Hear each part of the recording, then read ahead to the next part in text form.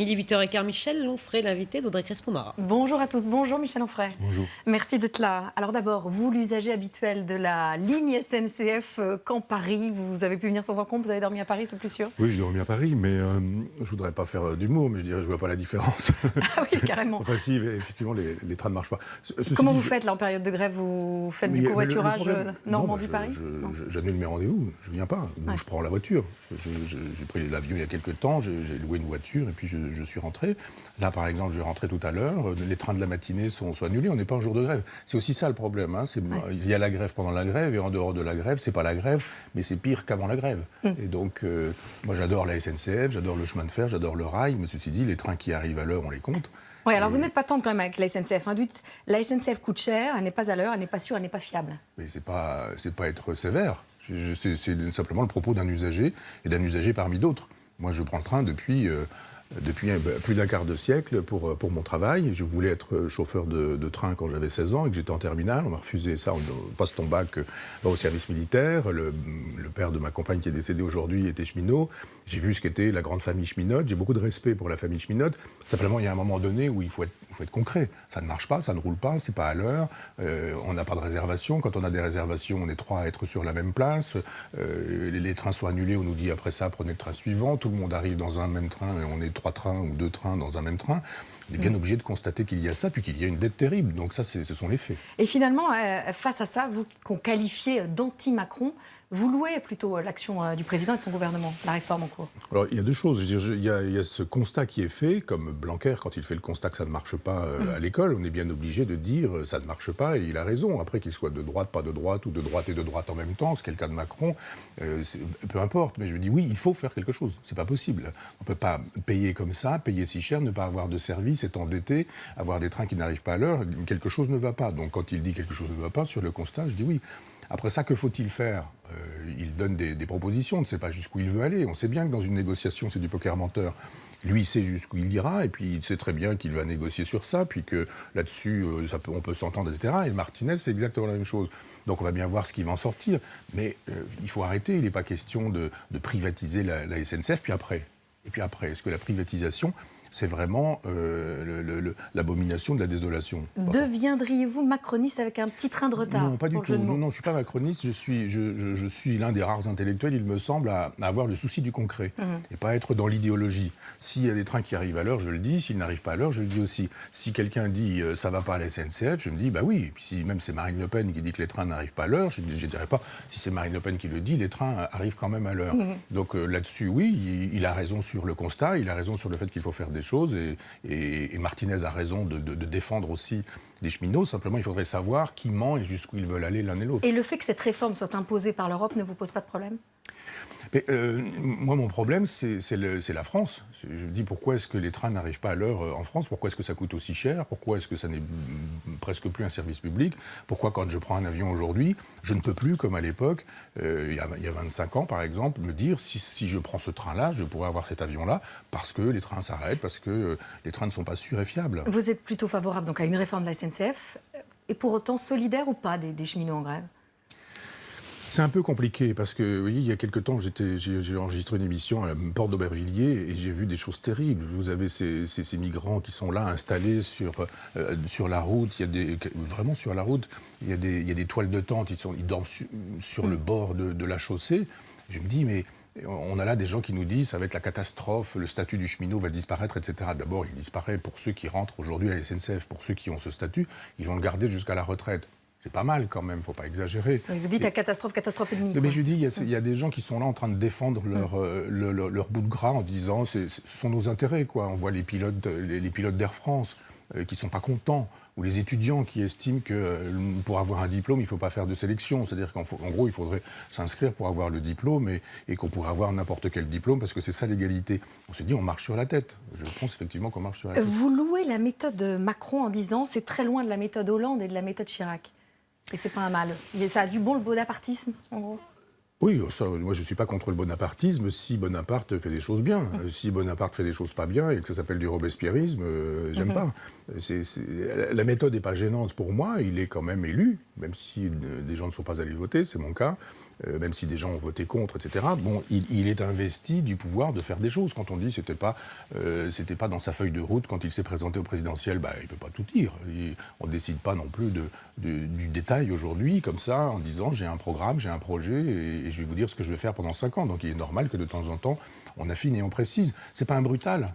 Et c'est pas un faux cul. Je veux dire, il y avait chez Chirac et chez Hollande une espèce de faux cuterie qui consistait à dire tout est bien, tout est formidable, on change rien, on bouge pas. Ce qui m'intéresse, c'est de garder le pouvoir et c'est de rester au pouvoir. Donc je regarde ma cote de confiance.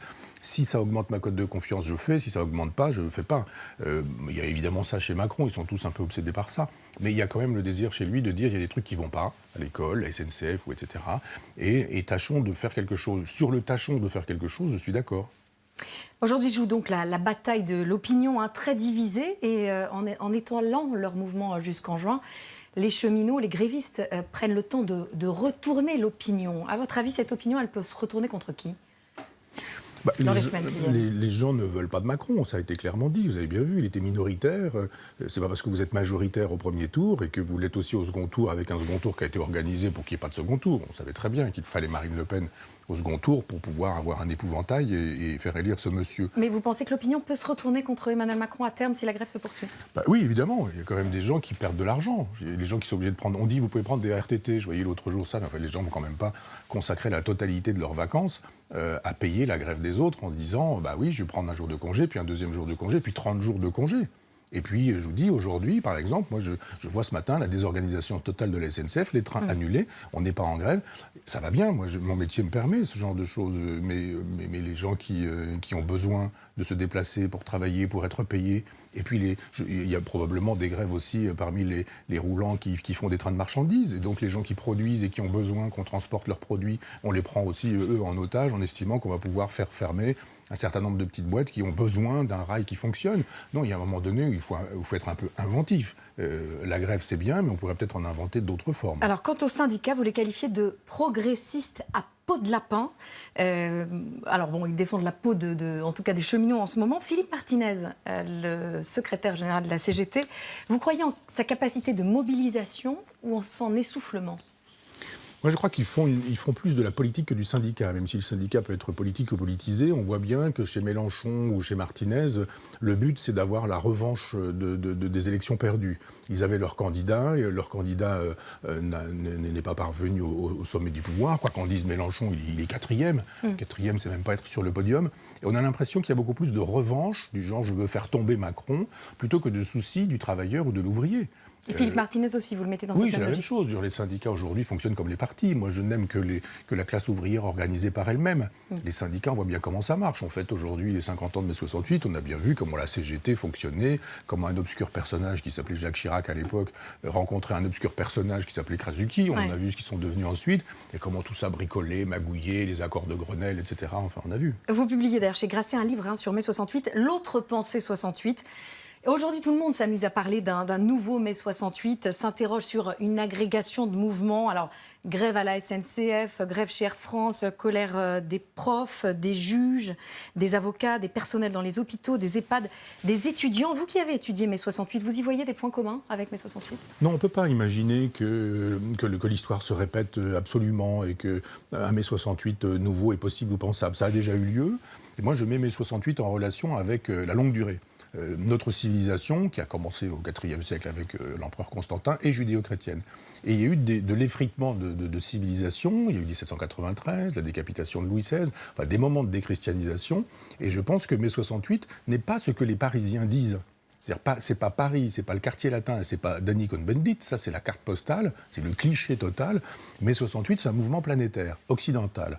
C'est-à-dire que mai 68, ce sont d'abord les campus américains, ensuite il y a Berlin, il y a Tokyo, il y a l'Italie, et puis après, il y a un type qui s'appelle Cohn-Bendit et qui veut coucher avec les filles et aller dans l'endroit où les filles sont, parce que filles et garçons sont séparés. Aujourd'hui, on a réécrit cette mythologie, on nous ressort le Cohn-Bendit qui nous fait l'éloge de l'euro, de l'Europe, du marché, aujourd'hui, donc rien à voir avec 68. Ça n'a rien à voir. C'était un mouvement civilisationnel d'effondrement du judéo-christianisme, comme il y en a eu d'autres, comme il y a eu le bolchevisme, comme il y a eu le nazisme, des moments où vraiment le christianisme s'effondre. Et là, le christianisme, il est effondré, ça y est. Et le post-christianisme est advenu. Je pense qu'il y aurait un nouveau mai 68. Il y a déjà un nouveau mai 68 qui se prépare, mais pas là, dans le fait que les jeunes aujourd'hui sont désireux de violence, de brutalité, de radicalisation, le retour à une espèce de spiritualisation, un retour d'un certain type de christianisme, ou un retour ou l'avènement d'un islam conquérant en Occident. Alors, si vous louez l'action d'Emmanuel Macron sur la SNCF, vous critiquez davantage son action contre le terrorisme. Vous pensez qu'il n'a pas pris conscience du danger ? Je me pose toujours la question. Je me suis dit, est-ce qu'ils sont sots ou est-ce qu'ils sont intéressés au capital, à l'argent, à la marchandise ? Parce qu'effectivement, le terrorisme aujourd'hui, on nous dit qu'ils sont des méchants, ça n'a rien à voir avec l'islam, Allah Akbar, mais rien à voir avec l'islam. Et on se dit, voilà, il y a quelques brebis égarées, mais il ne faut pas jeter le bébé avec l'eau du bain. D'accord, très bien. Moi, j'aimerais qu'on fasse de la géopolitique et de la géostratégie en disant que, je le dis beaucoup, mais depuis 1991, depuis que Mitterrand a cessé d'être de gauche sur le terrain international, il avait décidé un petit peu avec le libéralisme exactement la même chose. Nous sommes derrière les États-Unis et les guerres coloniales des États-Unis ont fait 4 millions de morts parmi les musulmans. C'est une guerre que l'Occident mène à l'islam, quoi qu'il en dise. À l'intérieur, on les chérit, en France, et à l'extérieur, on les tabasse. Il y a juste un moment donné où il faut arrêter de croire que le terrorisme, ça tomberait du ciel. C'est une production, le terrorisme. Et si on ne coupe pas la source, c'est-à-dire notre géostratégie, notre politique internationale, nos interventions à la BHL, c'est-à-dire la Libye et un tas d'autres pays, l'Afghanistan, l'Irak, on intervient là-bas, on détruit des équilibres, même s'ils sont précaires et même si ce sont des dictatures, elles étaient laïques, et puis on produit le terrorisme dont on nous dit ensuite après qu'on lutte contre lui. Est-ce que vous trouvez qu'Emmanuel Macron a une politique moins suicidaire que ses prédécesseurs ? Non, c'est la même, c'est exactement la même. Se tient en ce moment le procès de la filière djihadiste de Lunel et dans le même temps paraît une vaste enquête sociologique du CNRS qui est intéressante, la tentation radicale, enquête auprès des lycéens. Diriez-vous, comme Alain Finkielkraut, face à l'islamisme, le règne du déni touche peut-être à sa fin ? Non, je ne crois pas, parce que tant qu'on aura Le Monde, Libération, Geoffrin, Plenel, Mediapart et ce genre de choses, on aura des dénégateurs du réel qui nous expliqueront que si on dit qu'effectivement le terrorisme c'est le terrorisme, on est un islamophobe et que si on est un islamophobe, on est du côté de Marine Le Pen, donc du diable, du démon, etc. Et tant que ces gens-là dureront, effectivement, la dénégation n'aura pas lieu. Pour une fois, je trouve qu'Alain Finkielkraut est optimiste. Et la pensée post-nazie, c'est le deuxième titre que vous publiez chez Grasset. Vous parlez du nihilisme qui a suivi le nazisme. Le djihadisme, pour vous, c'est une forme de nihilisme ? Non, parce que le nihilisme, c'est l'absence de sens. Le djihadisme, c'est un sens. C'est une histoire, c'est une conception de l'histoire, c'est une conception du monde, c'est une volonté d'empire, c'est une volonté coloniale, c'est une volonté impérialiste. C'est la charia qu'on veut appliquer dans un pays, puis dans un continent, puis à la planète entière. Non, c'est au contraire le retour du sens. Tout autre chose. Florian Philippot, qui était mon invité lundi matin, vous tend la main à vous, à Emmanuel Todd, à Henri Guénaud, à François Asselineau, à Jean Lassalle, en vue des européennes. Écoutez, puis vous me direz si vous saisissez la main tendue. Ne soyons pas dans une alliance de boutique pour les européennes, soyons dans une alliance de cœur, une alliance de conviction pour la liberté et la prospérité et la beauté de notre pays. Et donc je me tourne fraternellement vers ces gens-là, on verra bien ce qu'ils diront. Alors, vous saisissez la main ? Fraternellement, c'est drôle. J'ai rencontré ce monsieur juste une fois en sortant de Radio Classique. Il dit à peine bonjour, il est extrêmement méprisant. Fraternellement n'est pas le mot qui convient. Aïe. Je la regarde, sa main, et je me demande pourquoi elle arrive vers moi, parce que voilà quelqu'un qui, s'il n'avait été mis à la porte du Front National, serait toujours au Front National. Qui donc a composé avec un parti dont on sait ce qu'il est. D'accord, il l'a changé, et il a été une espèce de parasite dans le cerveau de Marine Le Pen en imposant une ligne qui n'est pas inintéressante. La ligne souverainiste, populaire, est une ligne qui, moi, m'intéresse, mais pas portée par ce monsieur qui n'est pas crédible. C'est un politicien, il a fait l'ENA, il est comme les autres, il fait carrière, il a essayé de faire carrière au Front National, ça n'a pas marché, il essaie de faire carrière tout seul. Donc évidemment, c'est le baiser de Judas, c'est vraiment la main qui tue, quoi. Je crois qu'il tend la main, puis si on ne la prend pas, il nous la met dans la figure. Tous les matins, je pose une question récurrente, la question off, mais devant les caméras.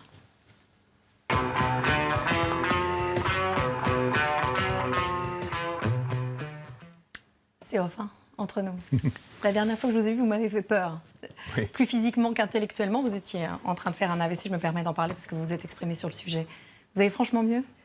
Oui, grâce à vous. D'ailleurs, il faut le dire, parce que 5 médecins sont passés... Enfin, au moment où je vous le disais, il n'y avait pas encore 5 médecins, mais 5 médecins sont passés à côté de du diagnostic. Et c'est vous qui m'avez récupéré avec un texto dans le taxi alors que je m'en allais, que je vous avais fait part effectivement des problèmes que j'avais à l'époque, un très gros mal de tête puis un problème de champ de vision que j'ai définitivement perdu, je le sais depuis quelques jours. Et vous m'avez dit, je vous en prie, allez tout de suite voir quelqu'un qui va vous faire une IRM. Et grâce à Thierry Ardisson, qui est votre mari, et vous m'avez un peu sauvé la vie, parce que je dois dire qu'on m'a fait une IRM à ce moment-là, on a vu qu'il y avait effectivement un AVC, on m'a hospitalisé 8 jours, j'ai décidé de faire un régime, j'ai perdu 11 kilos, Ça se voit. Et je pense qu'il y avait effectivement il y avait quelque chose à voir. J'ai perdu ma compagne il y a 5 ans, j'ai pris 15 kilos, que c'était 15 kilos de chagrin, et qu'il fallait perdre ces 15 kilos, et que ce poids sur mon corps avait généré un tas de désagréments, et qu'il y a eu effectivement ce petit vaisseau qui a pété dans mon cerveau. Hélas, pour ceux qui me détestent, ça ne s'est porté que sur mon champ de vision. Ça aurait pu se porter sur le langage, la parole ou l'écriture, ça en aurait réjoui tellement. Mais là, écoutez, ça va. Vous êtes en forme, très heureux de vous Oui, retrouver. mais merci, j'en Merci profite à vous. pour vous remercier de ce que vous avez fait pour moi à cette époque-là. Merci Michel, c'est tellement des choses. La suite de la matinale.